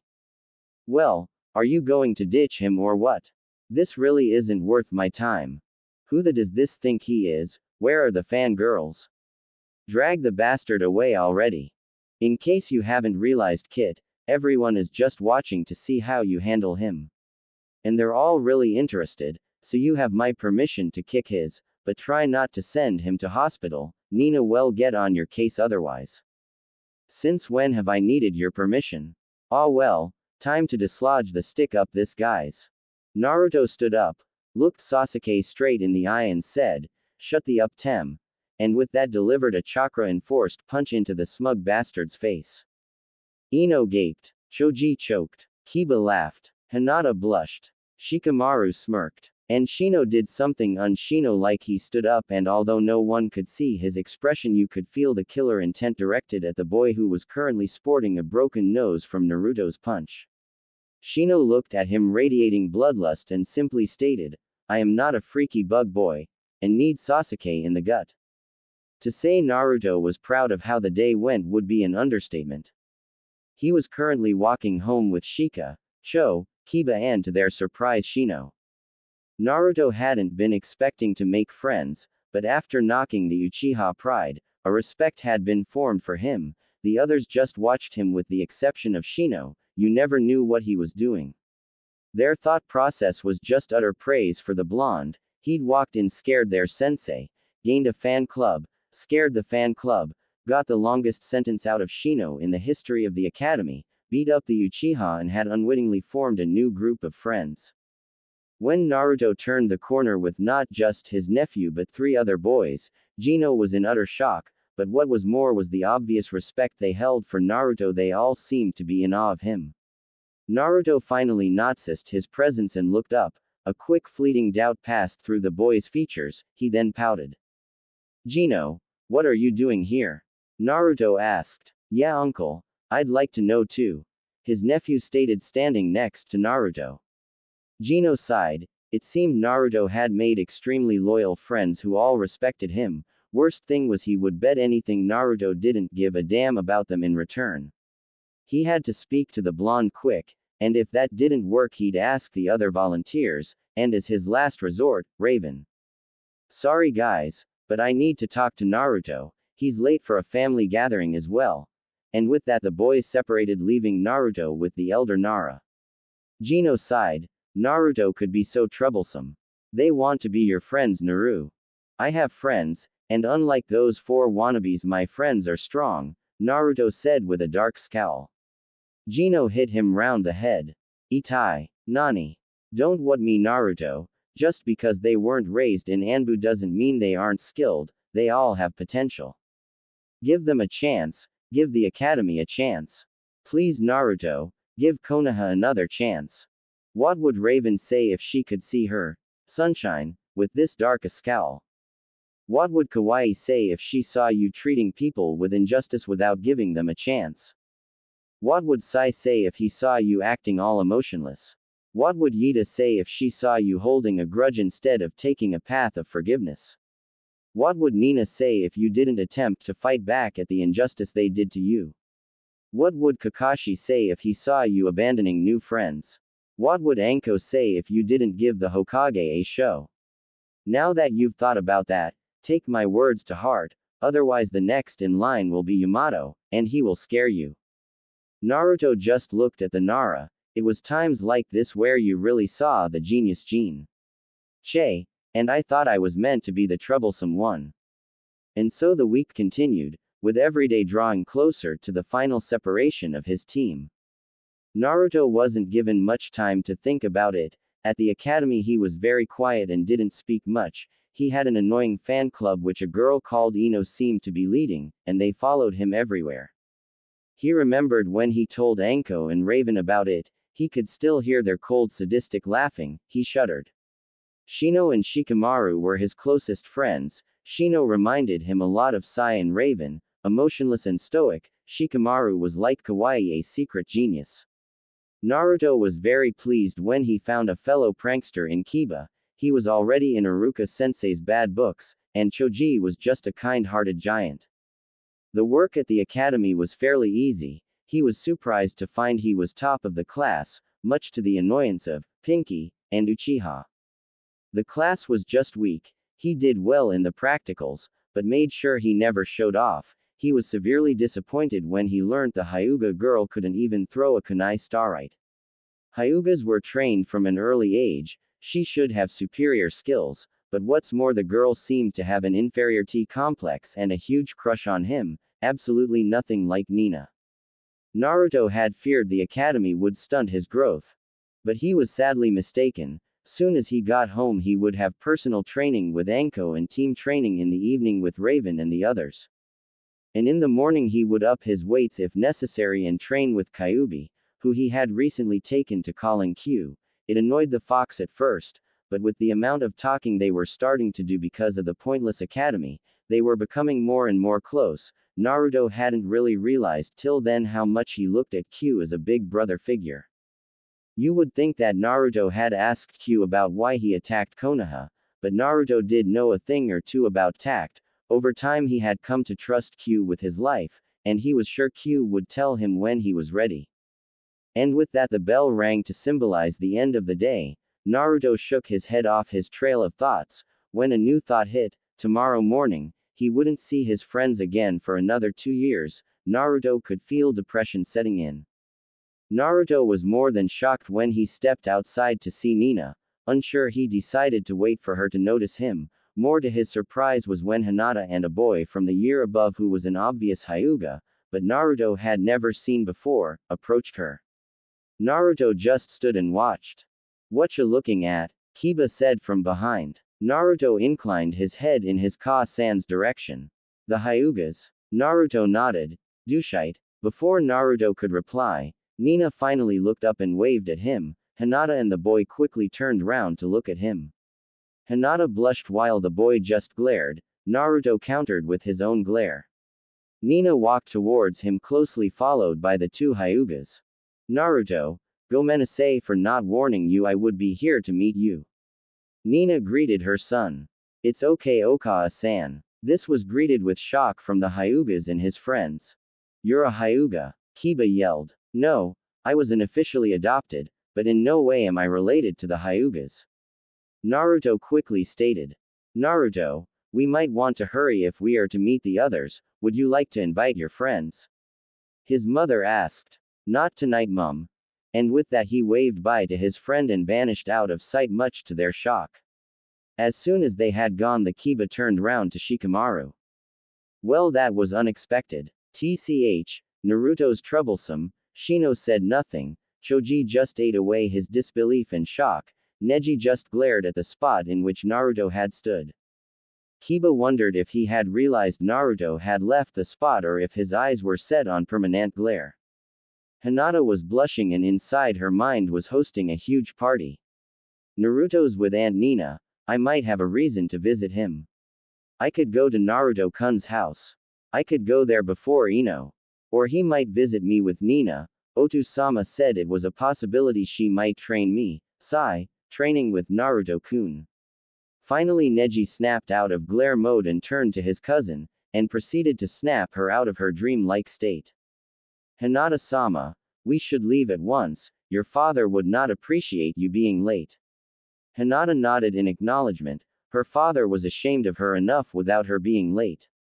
Naruto and Nina arrived outside the house. They had to hurry. Tonight would be a formal gathering at ANBU HQ. It was his last night with his friends for another 2 years. Naruto sure as hell was going to miss them. When Naruto was ready, he came down the stairs into the kitchen so his attire could be approved by Nina.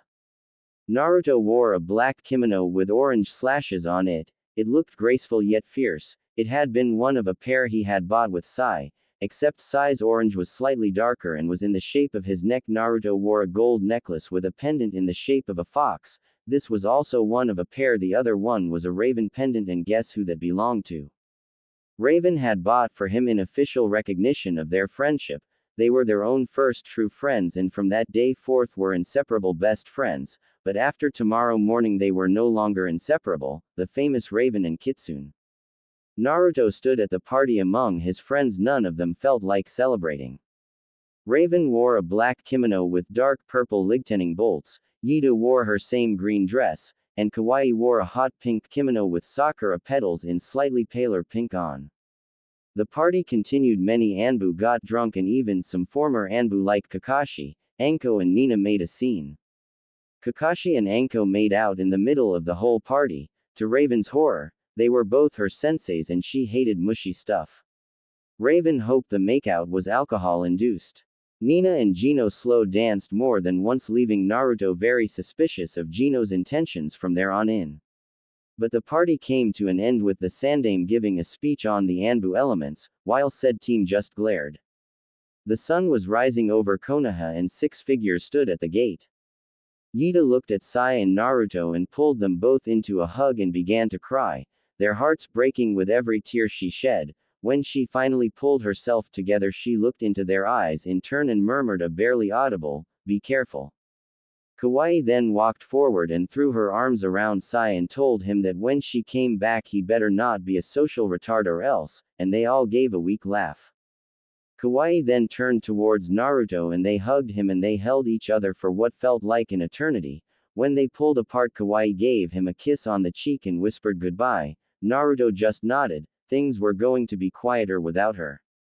Raven stepped forward, glared at Sai, who returned the glare back. They then both broke the glaring match and gave each other a small smile. "Grow strong. You too." Then Raven turned towards her best friend. Their eyes joined and they kept the contact, eyes saying what they couldn't bring themselves to say out loud. Raven lifted her hand in front of her. Naruto did the same. Their palms touched and their fingers entwined. This was how they greeted each other when they were little. "Goodbye, my Kitsune. Goodbye, my Raven." As the 3 girls turned to leave the village, the team could feel their hearts breaking. They were not going to see each other for another 2 years. Words they said before for comfort now seemed empty, exactly how they felt. It was as if someone was tearing them apart from the inside, taking away their most precious people and leaving them without their strength. It hurt so much. As the girls turned their backs on Konoha, none of them could hold the tears at bay. Naruto and Sai watched the girls' figures walk into the rising sun, making them glow with its morning light. "Sai, it's time to go," Yamato said, finally stepping forward after watching the exchange. Sai nodded and turned towards Naruto. "Bye, Naru-chan. I'm not a girl, goddammit, and when you come back I'll prove to you how manly I am. I'll hold you to that." And with one final nod to each other, they gave each other one of their few true smiles. Sai also turned his back on Konoha and walked out the gates. Naruto stood there alone, barely withholding the tears. His heart was being torn apart, and there was nothing he could do. His life had changed and wouldn't be the same for another 2 years. When the tears finally spilt down his cheek, Naruto fell to the ground, his body racking with sobs of loneliness, his shoulders shaking with anger, fear and sadness. When he pulled himself together, he made a vow to himself and his friends that he would get stronger, he would protect them, and he would never shed another tear until he saw their faces again. Only they would now be able to warm his cold heart and hurt enough to make him cry. Naruto then turned his back on the gates and walked home. Every step he took went against his instincts, every part of him telling him to go back to the gates, chase after them. Naruto had never felt this unsure before. When he arrived home, he went starlight to his room and collapsed on the bed, emotionally exhausted. He wouldn't go to the academy today. Had been 1 year since they had left, only 1 year left and they would be reunited again. To say Naruto had moved on wouldn't be a lie, but wouldn't be entirely true. He become more and more stoic and only open to a few select people. Surprisingly enough, he opened up to his newfound friends. Shino had been first, often joining him at the back of the class and just sitting there saying nothing, completely cold to the rest of the world. Shino and him had eventually begun to talk. Shino was surprisingly very sarcastic and would often mutter at Iruka's comments. Shikamaru had then followed, joining Naruto in sleeping in lessons. It wasn't like either of them could learn anything. Naruto knew it and Shikamaru was just a genius. Choji had followed Shikamaru, but related to Naruto in struggling to make friends. He and Naruto had an unsaid understanding.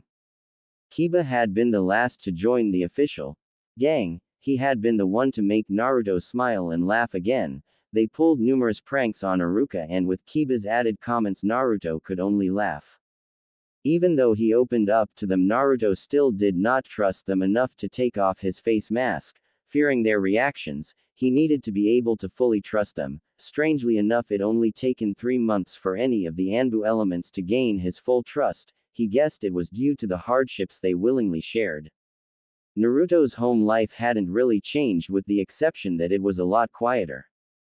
Naruto trained every night with Anko pushing himself to the edge. At first Anko had worried, but knowing his determination, Anko challenged him in all the ways she could. Under her tutelage his taijutsu and kenjutsu improved rapidly. He also developed his demonic precision style under her guidance. It had become Q's job to train Naruto in ninjutsu. He was improving rapidly in these areas, throwing himself into his training. Much to his sensei's shock, being at the academy did have an unforeseen benefit. Naruto was never particularly adept to genjutsu, and his abilities were really suffering without his training from Raven. But, being at the academy meant Naruto went right back to basics, and surprisingly enough it was visibly improving the few genjutsu he knew. Nina looked out her window and sighed. It was a year on, and from what Gino had told her, Naruto was making progress with his friends, but it was his birthday in a week, and Naruto was showing absolutely no sign of wanting a celebration. Nina had hoped Naruto would think of inviting his friends to his party, but he just threw himself into his training. I wish I knew what was going on in your mind. You're so distant now, though you don't show it. You've stopped showing your feelings. You just train your body and heart around the clock. Are you so afraid to let anyone close again now? Please Naruto, open your heart to me. I don't think anyone could have foreseen that their departure would have led you to this. Please my son, it's time to move on. Nina held back a tear. She wasn't really emotional unless it came to Naruto. She had always been forced to lead a life driven by politics. She had always been rebellious. She was constantly told as a child she was ashamed to her clan. In the end, the only way to escape the Hyuga elders had been to join the ANBU. Nina was a good shinobi, but preferred being a medic nin to an elite ninja, but still nothing mattered if she could escape the clan elders. In a way, she never did escape them. They still control her. Being a medic nin was considered weak, and so they had forced her to throw away her ideals so she could escape their controlling actions. The effect of her childhood caused Nina to grow up with a vast knowledge of a range of politics. She could debate anything, but only used that talent to rebel. The only emotions she would ever display was anger, and you only faced her fury in battle. But Naruto had broken into her heart, with his innocent smile. Seeing him surrounded in politics, she had taken it upon herself to protect that innocence. No one would hurt her son. He would not be forced to forget his ideals, if only he would move on. Naruto turned the corner, and saw his friends. He was on his way to another irritating day at the academy. Hey Naruto! Kiba yelled out to him. Yo! Naruto replied, raising his hand in a semi-wave. When they were all walking next to each other, Shika decided it was the best time to confront Naruto about the news his uncle had told him the other day. Naruto. HMN. Everyone was silently paying attention. If Shika was doing something without the word troublesome, it was worth listening to. Gino told me the other day that your birthday's coming soon. Naruto scowled. Damn troublesome Nara. And well, I was wondering, are you celebrating it? Because Gino said I was invited to the party, but you haven't said a word. Naruto's scowl just got deeper and darker. Oh, he was forced into a corner now. Forcing a smile, Naruto turned to his friends. Yeah, you guys are invited, must have slipped my mind. Heh heh, I've just got a lot to think about. My birthday is also the anniversary of two other events, neither particularly pleasant. Shika gave a sigh of relief and they all nodded. Munch munch munch, when is it? Munch Naruto. Choji managed, spraying food on Shino. 10th of October. Naruto replied with a small laugh as Shino rubbed his glasses free of crumbs. The day of the Kyuubi attack, was that one of the anniversaries you spoke of? Kiba asked. Naruto nodded. Weird, not a cheerful day, is it? Naruto shook his head. Naruto said there was another event, that wasn't particularly pleasant, wonder what that is, troublesome. Naruto stormed into his house. Ka-san. He yelled. Nina poked her head round the door. Naruto's eyes narrowed. What's this party I hear about? Nina gave him a shifty look. Naruto sighed and slumped down against the wall. I don't have a choice now, do I? Nina shook her head. Would you say something already? He yelled at her in frustration. Nina just gave a schoolgirl giggle in return and flounced off. Everyone I know enjoys either manipulating me, seeing me in some sort of pain, or angry. I live with way too many sadistic people. And to top it all off, Kyuubi just laughed at his vessel's predicament. Training with Anko that night gave a new meaning to pain. He had to learn how to punch through a tree that was only 3 inches in front of him, but what was worse, it wasn't allowed to be chakra enforced. This was meant to be a last resort for when he was low on chakra. By the end of the night his knuckles were bleeding heavily and there were bruises all over his shins. He had successfully managed to kick and punch clean through a log. He felt quite accomplished, but Anko just ruined it by informing him tomorrow he would be doing the same, except this time with a rock. To finish Anko's night of excruciating torture, Naruto learned how to aim with the weapon shooters he had got for his birthday. Anko set up an extremely complicated training course, with targets that needed an exact hit. When Naruto climbed into bed that night his body hurt from all the twists and turns. He was very glad Q would be able to heal the damage for tomorrow. As Naruto got ready to leave the house the next morning he spotted a very interesting pile of something on the table. The something seemed to be a pile of orange and black cards. Curiosity getting the better of the little kitsune, he read the cards and grimaced. Party invitations, Grie 8, just what I need. Q just laughed at Naruto's sarcasm. Ka-san, hi, what are these invitations? Naruto scowled. I know that, but why this many? I want a big party. Naruto scowled again. Ka-san, would you let me make my own decisions? I'm only inviting Kiba, Shikamaru, Shino and Choji, and the rest of my ANBU family. I want Hinata and Neji to come. Naruto grimaced at Nina's demanding tone. But I don't know them. Naruto yelled, clearly fed up with his forceful mum. But I do, they're nice kids and anyway I'm positive more will end up coming. Naruto just replied with an icy glare which Nina returned with a stuck-up Hyuga glare. Losing the glaring match Naruto retreated and stormed out the house accompanied with loud door slamming. Nina just gave a small smile. Naruto was coming back, just the fact that he was throwing a tantrum meant he was warming to his life now. Naruto arrived to school later than usual. Thanks to his tantrum, he took his place at the back and handed his friends an invitation. Shino raised an eyebrow and Naruto just scowled. All of a sudden, he was glomped by Ino.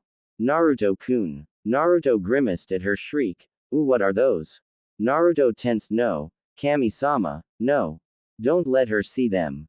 But it was too late. Invitations. Oh, you're having a party. Am I invited? Well, of course I'm invited. Arigato Naruto-kun. Ino screeched into his ear in obvious pleasure. Kami-sama, what do you have against me? Hi, Ino-san. You're invited, but shish, keep it a secret. We don't want someone like Haruno-san coming now, do we? Choji whispered to Ino. Naruto gave him a silent thank you. He had just been saved from the horror of a public announcement of his party. Grimacing, Naruto stood up. He had to now go give an invitation to Hinata. Hinata-san, he called to her. Naruto-kun. Hinata stammered with a full blush. My ka-san wanted me to invite you and Neji-san to my party. Here are the invites. Naruto replied, nervous about being around someone who obviously had a crush on him. Aarigi ga too, Naruto-kun. Naruto was really beginning to wonder how the hell she was a Hyuga. Just then Iruka walked in. Naruto sighed, another day of pointless nothing. Today was a very special day. It had been the day of 3 events, a birthday, the Kyuubi attack, and the disbanding of ANBU elements. Naruto decided that they should just dedicate this day to him already. With a sigh, Naruto got ready. He should be expecting his guests anytime soon. He had specifically asked for no presents, it would just bring back too many memories. His friends and family had accepted his wish, but now the real battle came, a whole day with Ino. What's worse was Anko would be there. He really feared what she would tell Ino to do. Naruto walked down the stairs to find his mother making a cake, while attempting to. There was a ring at the door, so Naruto went to answer it. At the door was none other than Choji, Shikamaru, Ino and Gino. Naruto smiled at them and led them into the kitchen, where they were met with the sight of Nina burning a glove. Sighing, Gino went to help the troublesome woman. Another ring at the doorbell. Leaving the hilarious sight of his mother, Naruto went to answer the door. On the doorstep was a blushing Hinata and a glaring Neji. Returning Neji's glare, Naruto reluctantly let them in. Soon everyone was gathered with the exception of a rather late Kakashi. There was Ino, Choji, Shikamaru, Shino, Kiba, Hinata, Neji, Gino, Anko, Genma, and Iruka. Everyone introduced themselves, and by some twist of fate, the kitchen remained in one piece and Nina surfaced with a cake, though everyone was too scared to try it. Deciding to save his friends and guests who had not met Anko before, Naruto invited them out to see his training grounds. As they stepped out onto the grounds, there was a joint murmur of, "Wow. And only you train here, Naruto-kun." Naruto nodded to Ino, who was currently latched onto his arm. The discussion continued with the academy students trying to drag out as much information about Naruto's home life as possible, but their mindsets were just that bit more interesting. Hinata's mindset. I can't believe it. I'm in Naruto-kun's house. Would Ino stop hugging his arm? It's obvious her doesn't like her, but Naruto doesn't really like much. I'll have to find out what he likes in a girl. Damn, Ino asked first. He likes girls who can fight. I'll have to train harder if I want Naruto to notice me. Kaya. Ino's mindset. Naruto is so hot. He's hotter than Sasuke. He fights better than Sasuke and he's cooler than Sasuke. And he notices me more than Sasuke.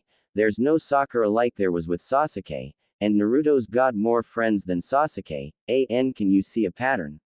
Naruto. Than Sasuke. Lol. And Naruto is better at being mysterious than Sasuke.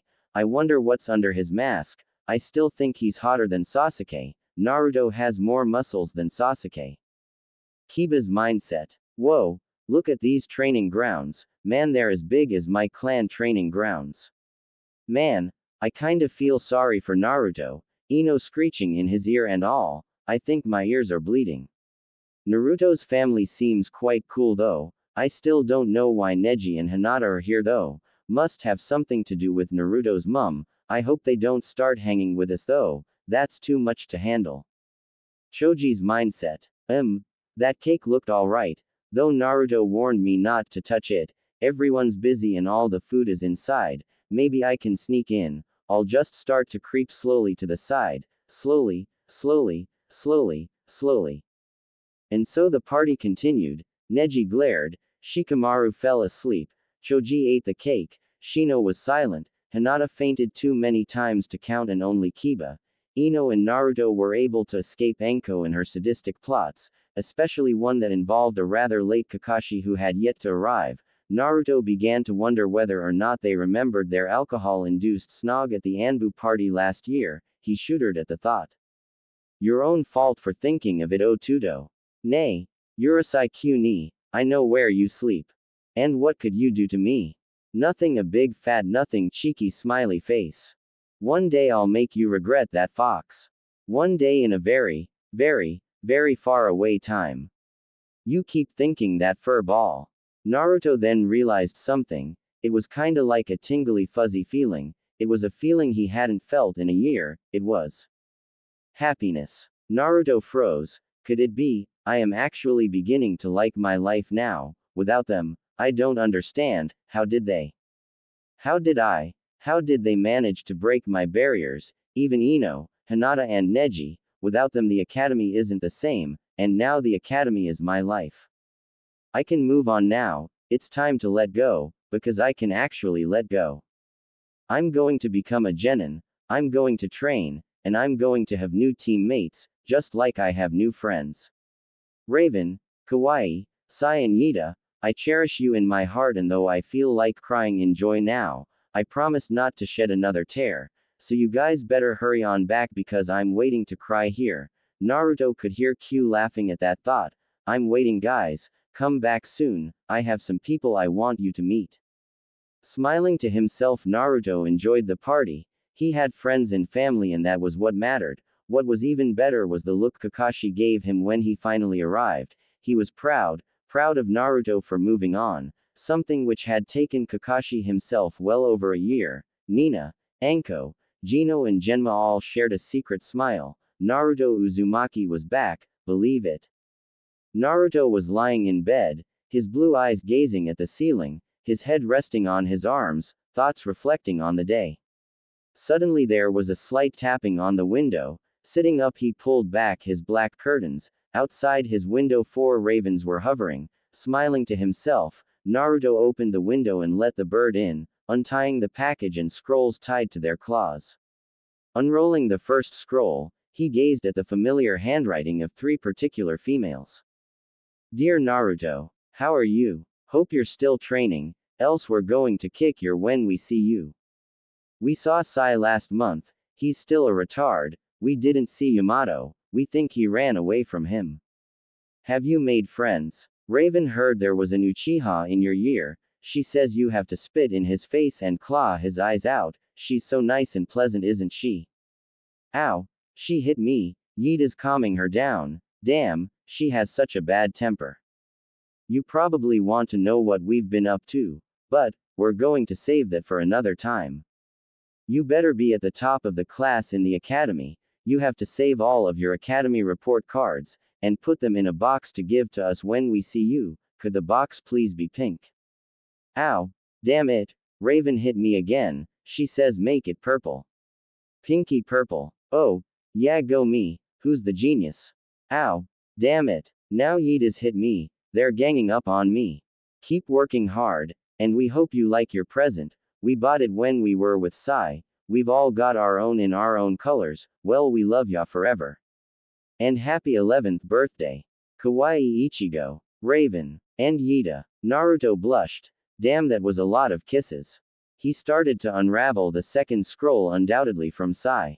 Yo Naru-chan, how are you? I found this awesome library in the tea country the other day. There was tons of books on psychology and sociology.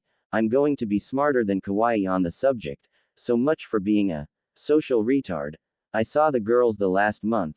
We sparred. They've some great teamwork going on. I can't wait to get back and spar with you. You better have improved. I bet Anko's training you, and the academy's a real bore. Did you make any friends? I hope they weren't girls. Kawaii might get jealous, and if Raven's feeling sadistic, she won't hold her back. The girls have got your present. I'm wearing my version of it now. I hope you're okay and all. I have to go now. I have to do my mission. Happy birthday.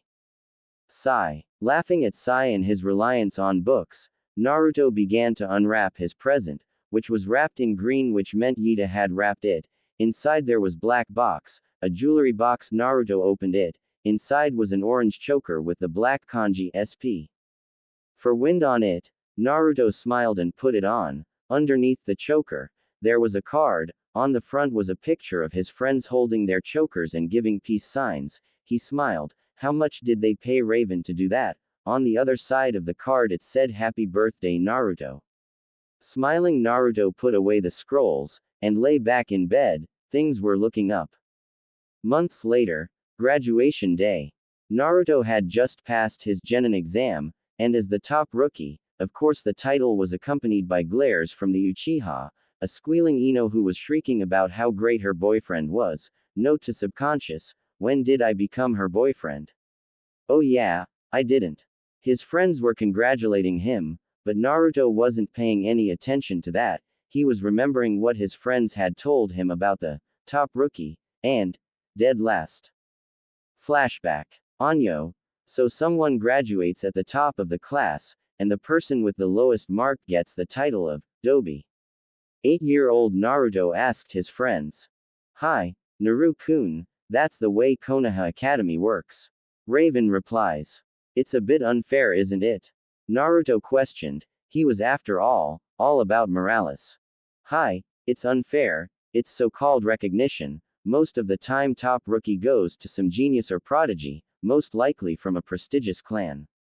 But remember, any Dobi can overcome the top rookie with hard work. It's one of the quirks of life, just like being top rookie isn't necessarily a good thing. Raven answered. Nani. Sometimes, the top rookie is so much of a genius they think too much and become too accustomed with being the best that they get a superiority complex, or sometimes they gain so much power that when they betray their village, no one is able to bring them back, or even more, they crumble under the pressure of the title and the expectations that come with it. Did you get the top rookie title, Raven? Hi. What about you, Sai? Naruto quizzed. Never went to the academy, Naru-chan. Kawaii. No, I came second, to a boy named Haku. He was my best friend before he betrayed me in the Mist Village. So what Raven said is true. What about you, Yida?